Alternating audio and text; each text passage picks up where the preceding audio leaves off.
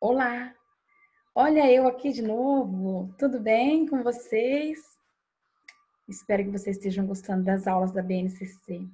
Estamos apenas começando. Já estruturei mais algumas para a gente subir aí para o canal. Uma por semana estará aqui. E a partir da semana que vem, toda quarta, aula de BNCC para você saber o dia aí dos seus estudos. Toda quarta vai subir uma aula nova, ok? Então, estou determinando um dia aí que eu já me organizei aqui e nós vamos continuar. Se você já estudou aqui comigo, nós estamos aí avançando nas aulas, já fizemos algumas outras aulas, deixa eu só reproduzir aqui para você. E eu vou falar para você que não viu, as aulas estão gravadas, né? Está aí no canal, aula 1, 2, 3, está até na sequência. E você pode acessar a qualquer hora, voltar, ouvir novamente, faça seu caderninho de estudo. E se você está fazendo um caderno de estudo, anotando tudo que eu estou falando, tudo que a gente está estudando, compartilhe aí comigo suas anotações, ó, nossa BNCC, que não é nada simples, né? Muito extensa. E põe aí para mim, marque eu nas redes sociais, marque lá no seu history, deixe seu comentário aqui, que eu vou gostar muito de divulgar o seu estudo e o seu esforço também.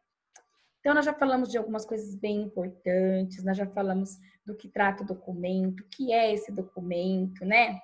As bases legais, os marcos legais, eu estou seguindo mesmo o que traz no conteúdo da BNCC, que você estudando comigo, você pode pegar desde o início e está numa sequência. Então, nós já vimos marcos legais, nós já vimos o que é competência, como, da onde surgiu, como que eles elaboraram isso, né?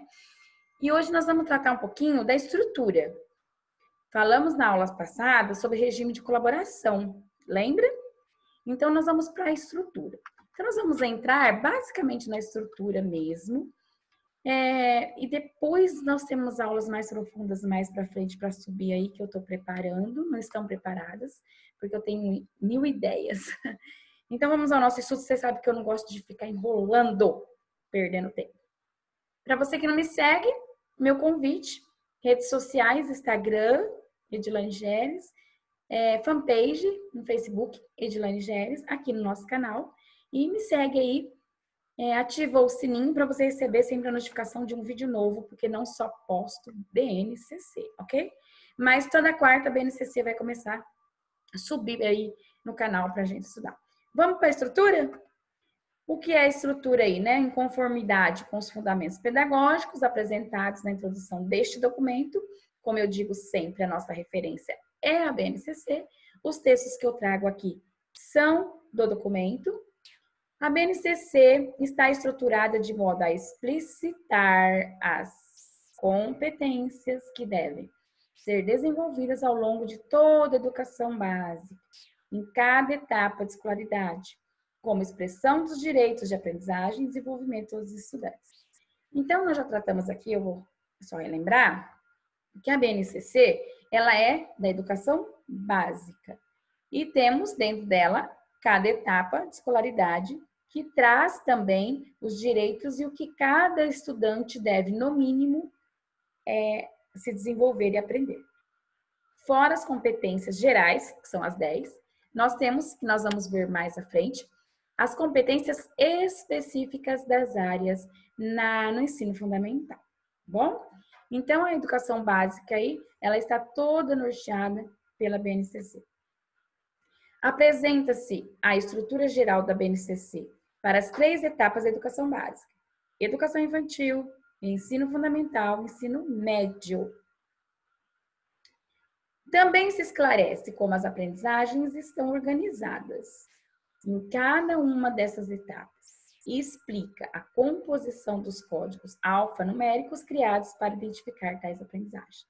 Então, nós vamos começar a entrar na estrutura de fato, para a gente estudar um pouquinho aí como está organizado e depois entrar nessas competências, nessas habilidades, o que deve se ensinar minimamente, lembra disso? nos anos, né? Em cada ano escolar. Isso também é importante, eu já fiz uma aula também sobre isso, explicando como fazer um plano de aula. Então, eu também preciso saber isso daqui, porque quando eu monto um plano de aula, eu preciso saber etapa, eu tenho que olhar para a etapa, eu tenho que olhar para as competências aí e outras coisas. Então, vamos lá. Essa é a estrutura que todo mundo já conhece, é bem divulgada, tem nas redes, né? É fácil achar essa imagem aí. Então, nós vamos começar a entender essa estrutura aqui, tá bom? E hoje nós vamos falar bem rapidamente aí sobre a estrutura da educação infantil. Depois, a próxima aula já é ensino fundamental. Então, a estrutura está lá, ó. Primeira coisa que ela traz, educação básica. A BNCC é para educação básica, educação infantil, ensino fundamental e médio, as 3 etapas da educação básica. E ela traz como? Competências gerais para essa educação, nesses 3 níveis. Então, ela começa a estrutura já mostrando pra gente que ela é sobre a educação básica. Ela tem dentro dela toda a estrutura para esses 3 âmbitos aí. E, para isso, esse desenvolvimento, foram criadas competências gerais. Essas competências gerais, o indivíduo tem que ser desenvolvido e garantido durante toda essa educação básica. Ela não é específica do infantil, só do 1º ano, só do 5º, não. Ela é de toda a educação básica.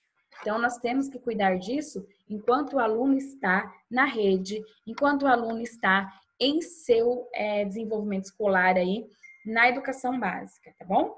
E quais são essas competências? Elas são aquelas 10 competências que nós já tratamos aqui. Que tem o para quê, lembra? Que tem o que desenvolver e para que desenvolver. Então, nós temos as 10 competências. Lembra, essas competências gerais é para toda a educação básica. Ela não é específica. Ela é geral. Ela é para todos. E traz, então, as etapas. Considerando lá em cima o que é de todos, que é educação básica, os 3 níveis, as competências gerais, que é para essa educação básica, para os 3 níveis, ela começa então agora a olhar para a especificidade, com as etapas, que nós temos a educação infantil, que é a primeira etapa aí da educação básica, que tem uma subdivisão, nós vamos falar já, o ensino fundamental e o ensino médio. Dentro da educação infantil, ela traz os direitos de aprendizagem e os campos de experiência, que antes eram eixos, né? Agora, campos de experiências. As crianças têm que experimentar, têm que vivenciar tudo isso que está proposto aqui, minimamente.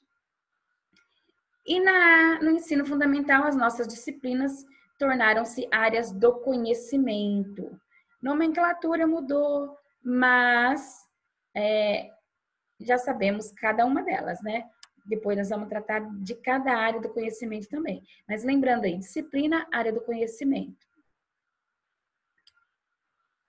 Então, vamos ver o que traz pra gente a educação infantil. Além das competências gerais, que é para toda a educação básica, incluindo a educação infantil, então, na educação infantil, nós temos que olhar para as competências gerais, que cabe também a eles, e para os direitos de aprendizagem. Então, na educação infantil, nós vamos olhar competências gerais, direitos de aprendizagem, para trabalhar os campos de experiências. E esse campo de experiência, eles também vêm divididos, que é para o objetivo de desenvolvimento das aprendizagens, tá? Então, 2 coisas aí para a gente olhar para a educação infantil: as competências gerais e os direitos.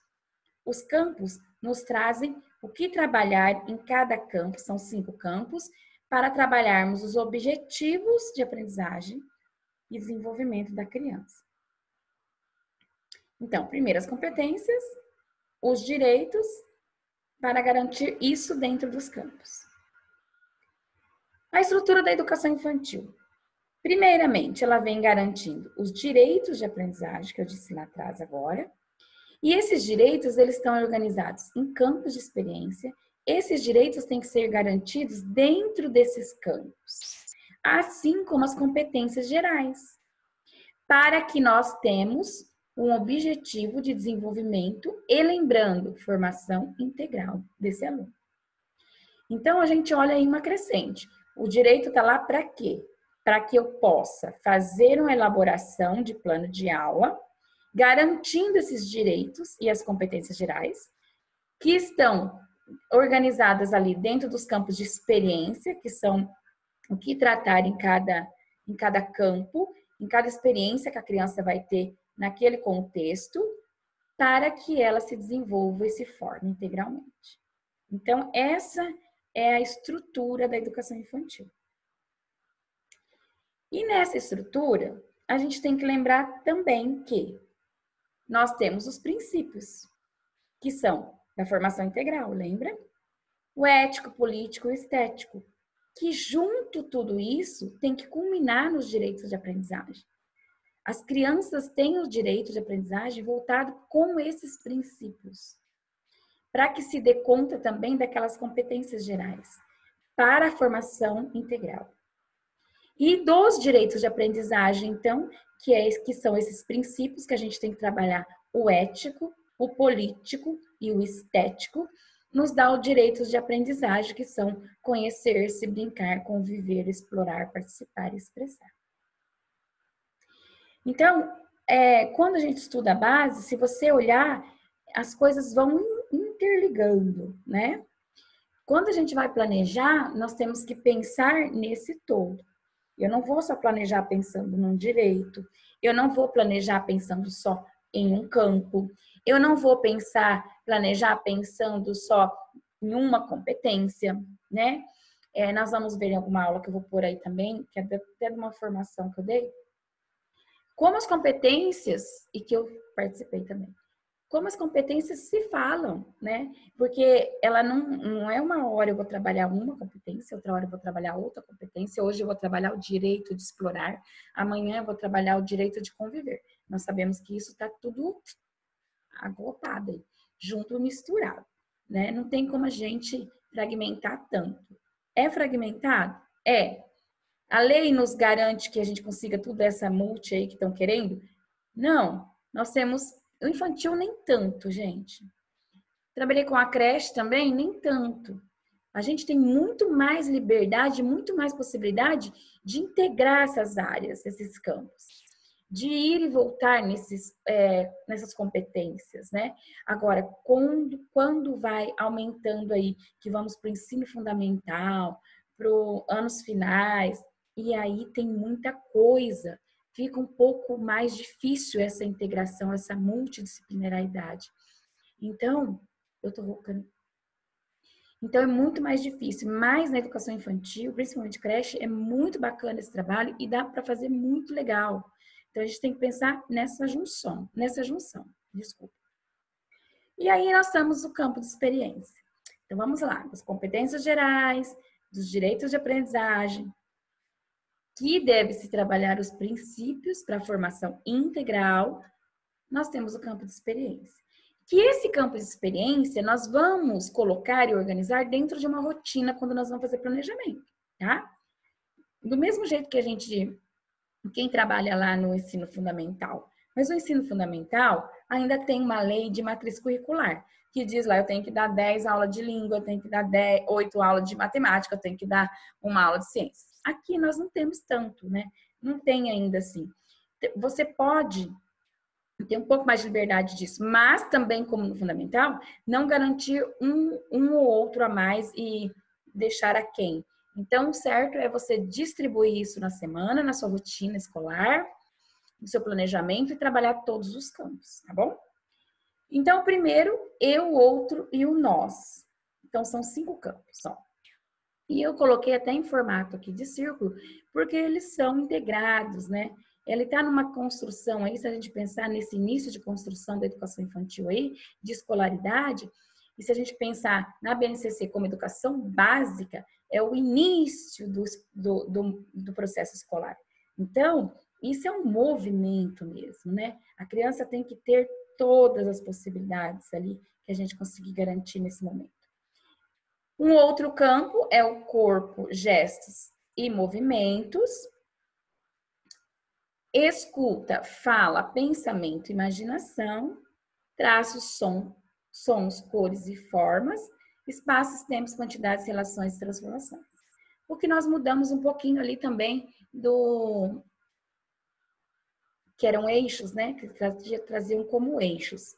Mas tem algumas diferenças bem relevantes que a gente tem que olhar. No demais não tem tanta mudança, mas tem mudanças muito significativas em cada um. E esses campos de experiências nos traz o quê? Como trabalhar esses campos partindo do ensino. Então, se eu olhar o campo, eu vou voltar. Se eu olhar os campos, é o que o aluno tem que aprender, certo? E se eu olhar esse central aqui, que eu coloquei até interligado com essa interseção, é como eu devo trabalhar, eu, professor. Como eu vou garantir esses campos de experiência, essas aprendizagens para o meu aluno? Com práticas sociais, com conhecimento e com as múltiplas linguagens. É isso que a BNCC traz, tá? É como eu vou ensinar tudo isso. Eu tenho que pensar nessas práticas sociais. Eu tenho que pensar para além da escola. Eu tenho que parar de escolarizar as atividades, as estratégias. Então, isso são, basicamente, o que o aluno tem que aprender. E aí, depois nós temos as competências dentro de cada campo, ok? E aqui, como eu, professor, vou dar conta desse conhecimento, desse desenvolvimento, dessa aprendizagem, através do ensino com práticas sociais, múltiplas linguagens e o conhecimento.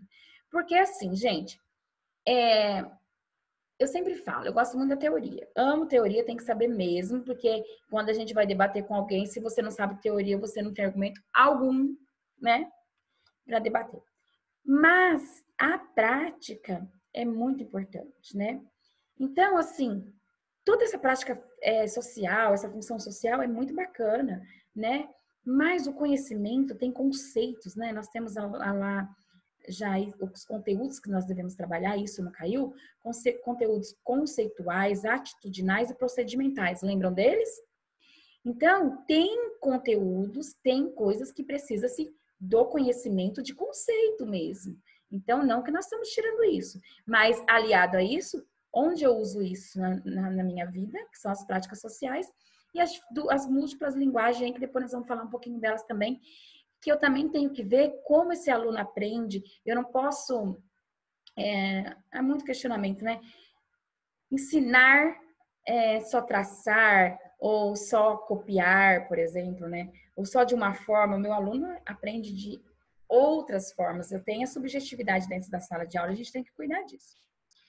Então, olha lá, eu trouxe pra gente um pouquinho só, bem simplificado, do que é cada campo de experiência aí. Então, os campos de experiência, o eu, o outro, o nós, é a identidade, basicamente a identidade da criança, né? E a identidade dela também, se a gente pensar nessas questões étnicas, raciais, culturais, né? A criança se identificar como um ser cultural, como estar numa cultura, né?